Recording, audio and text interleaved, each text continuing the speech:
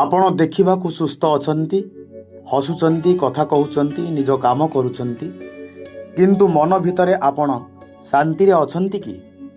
ଏହି ପ୍ରଶ୍ନଟି ଆଜି ଆମେ ନିଜକୁ ପଚାରିବା। ଏ ବିଷୟରେ ଆଜି ଟିକେ ଆଲୋଚନା କରିବା। ଜୟ ଜଗନ୍ନାଥ, ନମସ୍କାର। ଆଜି ଚାପମୁକ୍ତ ଜୀବନ ବିଷୟରେ କିଛି ସମୟ ଆଲୋଚନା କରିବା। ଆଜି ମଣିଷର ବଡ଼ ବଡ଼ ଘର ତିଆରି ହୋଇଛି, ସୁବିଧା ବଢ଼ିଛି, ଟେକ୍ନୋଲୋଜି ବଢ଼ିଛି, କିନ୍ତୁ ମନର ଶାନ୍ତି କମିଯାଉଛି। ଆଜି ଯଦି ଦେଖିବା, ଆଜି ସମୟରେ ଆମ ପାଖରେ ସବୁ କଥା ଅଛି, ସବୁ କଥା ଉପଲବ୍ଧ ଥାଇ ମଧ୍ୟ ମନର ଶାନ୍ତି ଆମର ଆସ୍ତେ ଆସ୍ତେ କମିଯାଉଛି। ଯେଉଁ ଅନୁସାରେ ଆମେ ଶାନ୍ତିପୂର୍ଣ୍ଣ ଜୀବନ ଜିଇବା କଥା, ଆଜି ସେ କଥା ଆମ ଭିତରେ ଅନୁଭବ ହୋଇପାରୁନି। କହିବାକୁ ଗଲେ ଅନେକ ମଣିଷ ଆଜି ଅଶାନ୍ତିରେ ଜୀବନ ବିତାଉଛନ୍ତି। ପୂର୍ବରୁ ମଣିଷ ଅଳ୍ପରେ ଖୁସି ହେଇଯାଉଥିଲା, ଆଜି ଅଧିକ ଥାଇ ମଧ୍ୟ ମନ କହୁଛି ଆହୁରି ମୋତେ ବହୁତ ଦରକାର। ଏଇ ଆହୁରି ଦରକାର ହିଁ ଅନେକ ସମୟରେ ଆମ ଜୀବନର ଚାପର କାରଣ ହେଇଯାଉଛି, ଅଶାନ୍ତିର କାରଣ ହେଇଯାଉଛି। ତେଣୁ ଆଜିର ଆଲୋଚନା ଆମେ କରିବା, ଚାପମୁକ୍ତ ହେଇ ଆମେ କେମିତି ବଞ୍ଚିପାରିବା। କାରଣ ଚାପମୁକ୍ତ ହେଇ ବଞ୍ଚିଲେ ଆମ ମନ ଖୁସି ରହିବ, ଆଉ ଆନନ୍ଦରେ ଜୀବନ ବିତେଇ ପାରିବା। ଆମେ ଚାପମୁକ୍ତ ହେଇକି ବଞ୍ଚିବା କି ଚାପକୁ ନେଇ ବଞ୍ଚିବା, ନିର୍ଣ୍ଣୟ ହେଉଛି ଆମର। କାରଣ ଜୀବନ ଆମର, ଦାୟିତ୍ୱ ଆମର। ଆମ ଜୀବନକୁ କିପରି ଜିଇବା, ଏଇ ଦାୟିତ୍ୱଟା ହେଉଛି ଆମର। ପ୍ରଥମେ ବୁଝିବା ଚାପ କ'ଣ। ଚାପ ମାନେ କେବଳ ବଡ଼ ସମସ୍ୟା ନୁହେଁ। ଛୋଟ ଛୋଟ ଚିନ୍ତା ଯେତେବେଳେ ମନ ଭିତରେ ଜମା ହୋଇଯାଏ, ସେତେବେଳେ ମନ ଭିତରେ ଚାପ ସୃଷ୍ଟି ହୁଏ। ଟଙ୍କାର ଚିନ୍ତା, ପରିବାରର ଚିନ୍ତା, ପିଲାଙ୍କ ଭବିଷ୍ୟତର ଚିନ୍ତା, ଚାକିରିର ଚିନ୍ତା, ବ୍ୟବସାୟର ଚିନ୍ତା, ସମ୍ପର୍କରେ ଅସୁବିଧା, ଅନ୍ୟ ଲୋକ ଆମ ବିଷୟରେ କ'ଣ ଭାବୁଛନ୍ତି, କ'ଣ କହୁଛନ୍ତି, ଏସବୁର ଚିନ୍ତା, ଏ ସବୁ କଥା ମିଶି ମନକୁ ଯେତେବେଳେ ଭାରି କରିଦିଏ, ସେତେବେଳେ ଚାପ ବଢ଼ିଯାଏ। କିନ୍ତୁ ଗୋଟିଏ କଥା ଆମେ ବୁଝିବା ଦରକାର, ସମସ୍ୟା ଜୀବନର ଅଂଶ, କିନ୍ତୁ ସମସ୍ୟାକୁ ନେଇ ସବୁବେଳେ ଚିନ୍ତା କରିବା ଜୀବନର ଇଏ କେବେ ବି ଆବଶ୍ୟକତା କଥା ନୁହଁ। ସମସ୍ୟା ଆସିବ, ଆମେ ତା ଭିତରେ ସମାଧାନକୁ ଖୋଜିବା। ସମସ୍ୟା ଭିତରେ ସମାଧାନର ରାସ୍ତା କ'ଣ ହେଇପାରିବ, ସେ କଥାକୁ ଟିକେ ଚିନ୍ତନ କରିବା। ସମାଧାନ ନ ମିଳିବା ପର୍ଯ୍ୟନ୍ତ ଦିନ ରାତି ଭାବିବାର କଥାଟା ଯଦି ଆମ ଜୀବନରେ ଆମେ ପ୍ରୟୋଗ କରିବା, ସମସ୍ୟା ତ କମିବନି, ଚିନ୍ତା ବଢ଼ିଯିବ, ଆଉ ଚାପ ବଢ଼ିଯିବ, ଆମର ଶକ୍ତି ମଧ୍ୟ କମିଯିବ। ତେଣୁ ସବୁ କଥାକୁ ନିଜ ମୁଣ୍ଡରେ ନେବାର ଆବଶ୍ୟକତା ନାହିଁ। ଜୀବନରେ ଆମେ ଗୋଟେ ବଡ଼ ଭୁଲ କରନ୍ତି, ସବୁ କଥା ଆମ ନିଜ ମୁଣ୍ଡକୁ ନେଇଯାଆନ୍ତି। ଯେଉଁ କଥା ଆମ ହାତରେ ନାହିଁ, ସେ କଥାକୁ ନେଇ ଆମେ ଅଧିକ ଚିନ୍ତା କରନ୍ତି। ଅନ୍ୟ ଲୋକ ଆମ ବିଷୟରେ କ'ଣ କହିବେ, ଆମେ ପ୍ରଶଂସା ପାଇପାରିବା ନାହିଁ, କି ଆମକୁ ଖରାପ ଭାବିବ, କି ଆମ ସହିତ ଭଲ ବ୍ୟବହାର କଲା ନାହିଁ, ଏସବୁ ଯଦି ଆମେ ମନ ଭିତରେ ରଖିବା, ତେବେ ଶାନ୍ତି କେଉଁଠୁ ଆସିବ, ଏ କଥା ଟିକେ ଭାବିବା। ଆପଣ ସମସ୍ତଙ୍କୁ କେବେ ବି ଖୁସି କରିପାରିବେ ନାହିଁ। ଆପଣ ଭଲ କଲେ ମଧ୍ୟ କିଏ ଆପଣଙ୍କୁ ଖରାପ କହିବ, ଆପଣ ଚୁପ୍ ରହିଲେ ମଧ୍ୟ କିଏ ଆପଣଙ୍କୁ ଅହଙ୍କାରୀ କହିଦେଇପାରେ, ଆପଣ ସାହାଯ୍ୟ କଲେ ମଧ୍ୟ କିଏ ଆପଣଙ୍କୁ ସ୍ୱାର୍ଥୀ କହିଦେଇପାରେ। ତେଣୁ ସମସ୍ତଙ୍କ ମତ ଅନୁସାରେ ଜୀବନ ବଞ୍ଚିବା ବନ୍ଦ କରିବା ଦରକାର। ନିଜ ବିବେକ ଅନୁସାରେ ଆମ ଜୀବନକୁ ଆମେ ଜିଇବା ଦରକାର। ଆଉ ଗୋଟିଏ କଥା, ତୁଳନା ହିଁ ଚାପର ବଡ଼ କାରଣ। ଆଜି ସୋସିଆଲ ମିଡ଼ିଆ ଆମକୁ ଗୋଟିଏ ଭୁଲ ଧାରଣା ଦେଉଛି, ଆମେ ଅନ୍ୟ ଜୀବନର ଭଲ ଅଂଶକୁ ସୋସିଆଲ ମିଡ଼ିଆରେ ଦେଖୁଛନ୍ତି, କିନ୍ତୁ ନିଜ ଜୀବନର ସମସ୍ତ ଅସୁବିଧା ସହିତ ତାହାକୁ ତୁଳନା କରିବା ନାହିଁ। ସିଏ କ'ଣ କଲା, ସିଏ ଯୁଆଡ଼େ ଗଲା, ସିଏ ଯାହା ବି କଲା, ଅନ୍ୟ ଜଣେ କେତେ ଉନ୍ନତି କଲା, ଏଇ ଯେଉଁ ମନ ଭିତରେ କଥାଗୁଡ଼ା ଯେତେବେଳେ ଆମେ ଆବଶ୍ୟକ ନଥିବା କଥାଗୁଡ଼ା ଆମେ ଯେତେବେଳେ ଧାରଣ କରନ୍ତି, ଯେତେବେଳେ ମନକୁ ନିଅନ୍ତି, ସେତେବେଳେ ଚାପ ବଢ଼ିଯାଏ। ପ୍ରତ୍ୟେକ ମଣିଷର ପ୍ରତିଭା ଅଲଗା, କାହାର ଗତି ଦ୍ରୁତ ହେଇପାରେ, କାହାର ଗତି ଧୀର ହେଇପାରେ, କିନ୍ତୁ ଧୀରେ ଚାଲିବା ମାନେ ନୁହେଁ ହାରିଯିବା। ନିଜକୁ ଗତକାଲିର ନିଜ ସହିତ ତୁଳନା କରିବା ନାହିଁ। ଆଜି ଦିନରେ ମୁଁ ଗତକାଲି ଠାରୁ ଟିକେ ଭଲ ହେଇକି ବଞ୍ଚିବି, ଏହା ହିଁ ହେଉଛି ସଠିକ୍ ତୁଳନା। ଆଉ ବେଳେବେଳେ ଟଙ୍କା ପାଇଁ ମଣିଷ ଚାପଗ୍ରସ୍ତ ହୁଏ। ଟଙ୍କା ଜୀବନ ପାଇଁ ଆବଶ୍ୟକ, କିନ୍ତୁ ଟଙ୍କା ନାହିଁ ହିଁ ଜୀବନ ନାହିଁ, ଟଙ୍କା ହିଁ ଜୀବନର ସବୁ କିଛି, এই କଥା ଭାବିବା ଭୁଲ। ଅନେକ ଲୋକ ଟଙ୍କା ରୋଜଗାର କରିବାକୁ ଯାଇ ନିଜ ଶରୀରକୁ ହରାଇ ଦିଅନ୍ତି।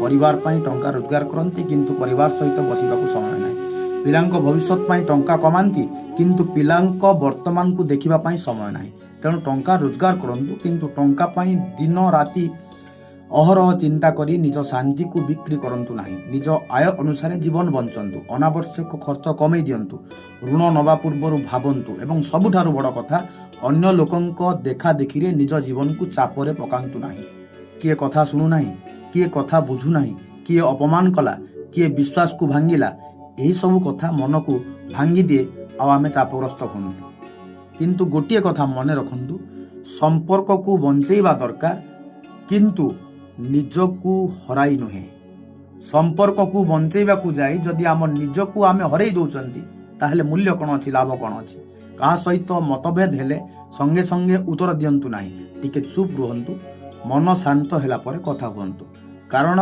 रागरे कहितिबा गोटिए वाक्य वर्ष वर्षर संपर्क को भांगी दे पारे क्षमा करने शिखंतु किंतु यार अर्थ अन्याय को समर्थन करने नुहे क्षमा करंतु किंतु आवश्यक हेले सीमा मध्य रखंतु अतीतर कथा को नहीं बेले बेले मध्य मन चापग्रस्त हो जाए आम जीवन में किछि भूल हेछि किछि निष्पत्ति भूल थिला किछि लोकन को विश्वास करी आमे ठकी गले किछि सुजोग हाथछड़ा हो गला किंतु अतीत को बदलैबा आम हाथ रे नाही आम हाथ रे अछि आजिर निष्पत्ति गतकाली आपण भूल करिथिले आज से भूल रु किछि शिखंतु गतकाली किए आपण को ठकी थिला आज सचेतन हो जातु गतकाली आपण हारी जाइथिले आज पुणी थे जितबार चेष्टा करंतु अतीत आमको शिक्षा देवा पाई शास्ति देवा पाई नुहे सब बेले अतीत आमको शिक्षा दे थाए तेणु अतीतर कथा को भाभी आमे चापग्रस्त न हवा दरकार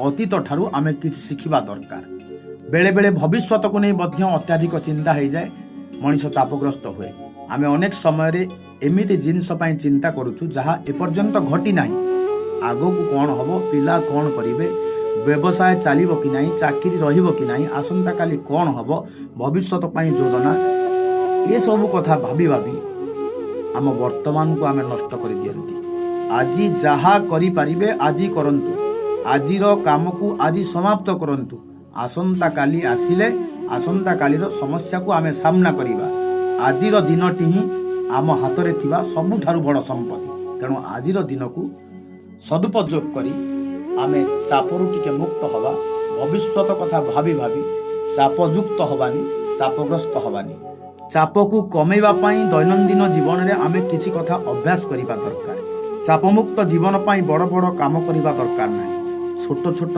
अभ्यास आरंभ करिबा दरकार सकाळु उठिले किछि समय मोबाइल ठारू दूरे रहिबा किछि समय शांत होइकी बसिबा गभीर श्वास नबा सकाळे टिके चलिबा नियमित ठीक समय रे सोइबा संतुलित खाद्य ग्रहण करिबा निज प्रिय लोकंक सहित कथा हवा प्रतिदिन किछि समय निज पाई रखिबा एवं सबुठारु जरूरी मनर कथा जमा करी रखिबा नाही विश्वासयोग्य लोकंक सहित टिके मन खोला कथा हो जावा जदि चाप अत्याधिक हो जाउची दैनंदिन जीवन बाधाप्राप्त होउची किंबा निजको आपण संभाली पारु नांती तेबे मानसिक स्वास्थ्य विशेषज्ञ सहायता नवा मध्य दुर्बलता नुहे आमे से समय रे मानसिक स्वास्थ्य विशेषज्ञ सहायता मध्य नवा दरकार साहाय्य मागिबा मध्य निज प्रति गोटे बड़ दायित्व आउ चाप मुक्त ही बंचिबा पाई आम जीवन रे ना कहिबा दरकार किछि कथा को आमे ना कहिबा दरकार अनेक लोक चापरे रहंती कारण से माने ना कहि पारंती नाही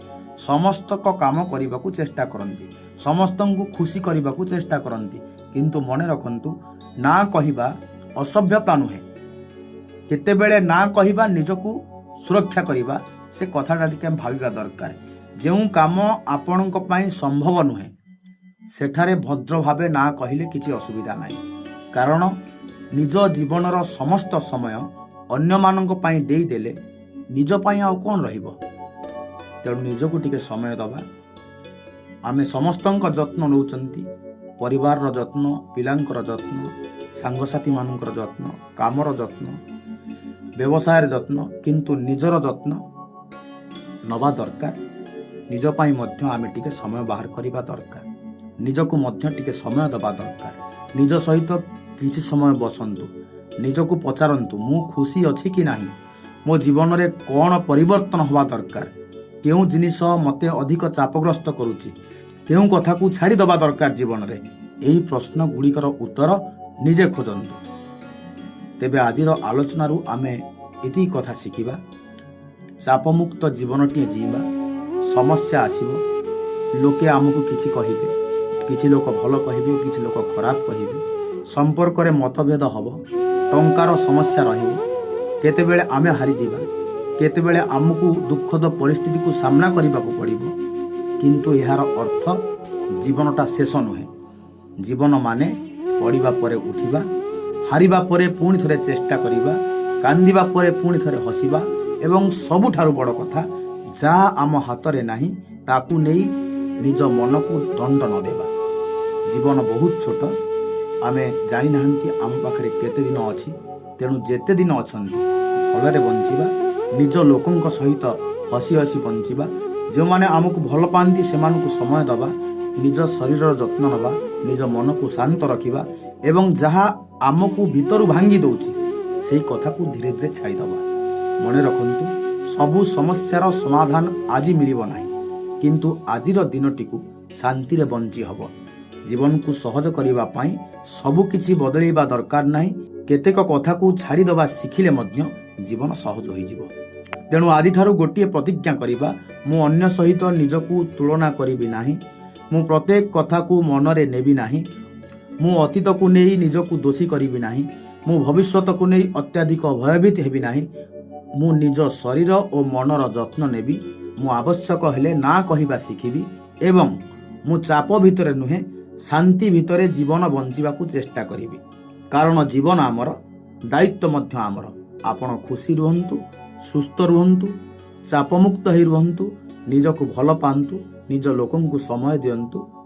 ଜୀବନରେ ସବୁକିଛି ପାଇବା ଜରୁରୀ ନୁହେଁ, ଯାହା ପାଇଛନ୍ତି ତାକୁ ନେଇ ଶାନ୍ତିରେ ବଞ୍ଚିବା ଶିଖନ୍ତୁ। ଏହି କାମନାର ସହିତ ଆଜି ପାଇଁ ରହୁଛି। ନମସ୍କାର।